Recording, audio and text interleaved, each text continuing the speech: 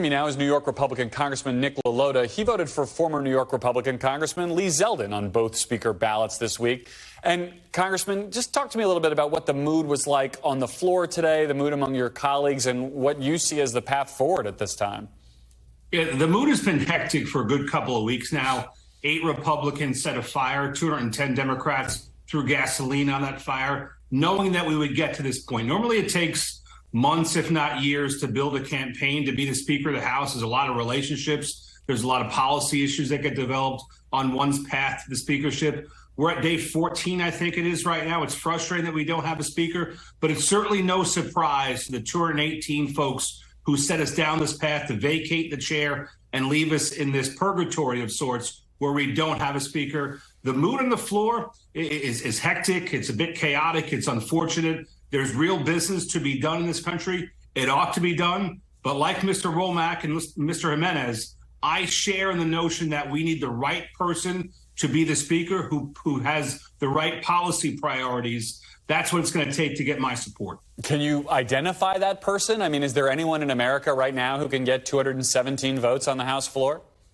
So evidently not right now. I twice have nominated my predecessor, Lee Zeldin, a blue state Republican who knows how to win in the suburbs, who knows about issues related to crime, about the economy and other things that matter in swing districts like mine. I was proud to use his name twice. That should be a message. That should be a message that whoever is going to be the House Speaker, a Republican, needs to ensure that districts like mine are not forgotten. There are important programs in my district with relation to flood insurance, post 9/11 victims compensation, SALT. There are big policy priorities in my district that ought to be addressed. I've announced those as criteria for anybody running for Speaker, whether it's Steve Scalise, Jim Jordan, Kevin Hern, or anybody else. To earn my vote, those individuals need to have a sensitivity towards those policy priorities and to keep the government open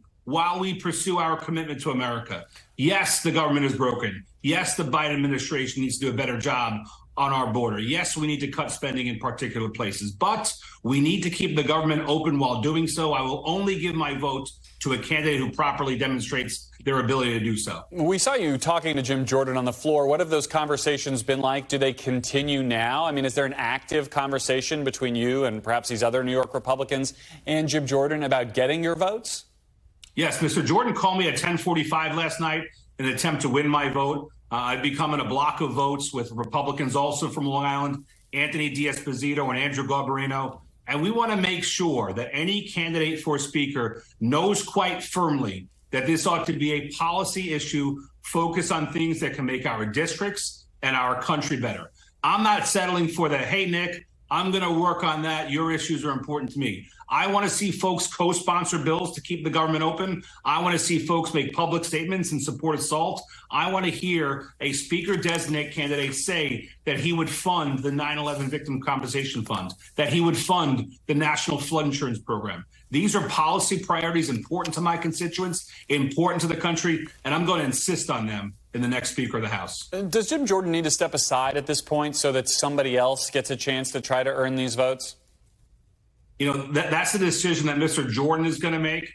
We may need a couple of week pause on this. And like I said earlier, it has taken previous individuals years to gain 217, 218 members. But Congressman, you don't have a couple of weeks. You have less than a month until government funding runs out. Does that mean you'd support this effort to empower Patrick McHenry or somebody else as a temporary speaker so you don't go into the shutdown you just said you're committed to avoiding?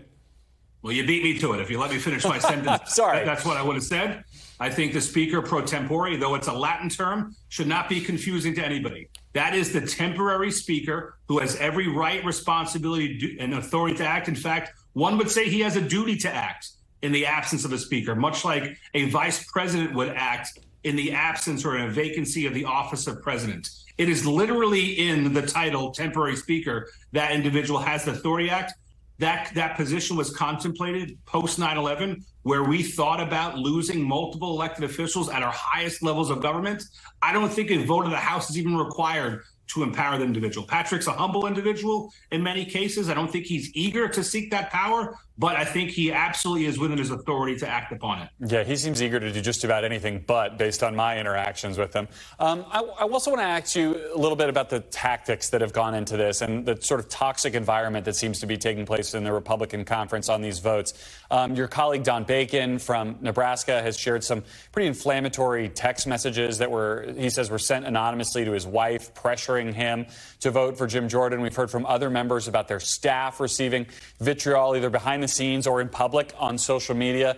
Has this situation gotten out of hand in terms of just being toxic among Republicans right now? I hear you saying among Republicans, but there's plenty of toxicity to go around on both sides of the aisle in this town. And we would not be in this position but for problem solvers, Democrats, not putting country before their own politics. We could have tabled this motion to vacate 2 weeks ago. Kevin McCarthy put a clean CR on the table to fund the government, to ensure that our troops are paid, our border agents are paid, our airports are running. He put a bipartisan CR on the floor, and the next day, 8 of my most conservative colleagues sought to remove him, and 210 Democrats joined in that.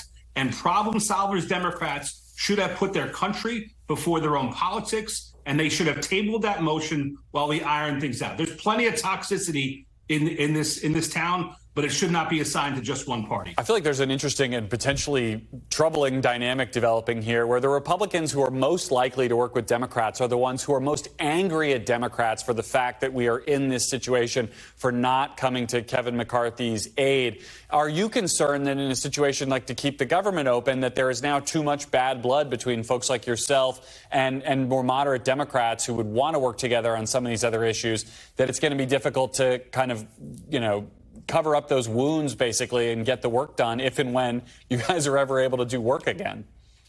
Yeah, I used to work with a police chief who said if it was predictable, it was preventable. And this sort of hecticness, this sort of chaos was absolutely predictable by the 8 Republicans and 210 Democrats who set us down this path. And absolutely, and you can tell by the look on my face, there's a bunch of people who are PO'd in this town because we thought we had more faith. We thought we had more credibility with folks from the other side of the aisle. That turned out not to be the case. It's going to take some time to repair that within the Problem Solvers Caucus. We probably need to call the herd a little bit. There are too many folks in that organization who feign that they are able to reach across the aisle. But when push comes to shove, they were too eager to indulge in the politics, the political upside of throwing out a Republican speaker who he raised the debt ceiling and he kept the government funded, did the right thing. When push came to shove, he ensured that there was continuity of our government, funding of our government, and they joined in throwing him out. That's unfortunate. Well, it did then turn around and blame them for getting into that place. But Congressman Nick LaLota, we're out of time. I appreciate you coming on and sharing your perspective with us. And something tells me we could be having a similar conversation tomorrow. So thanks for coming on.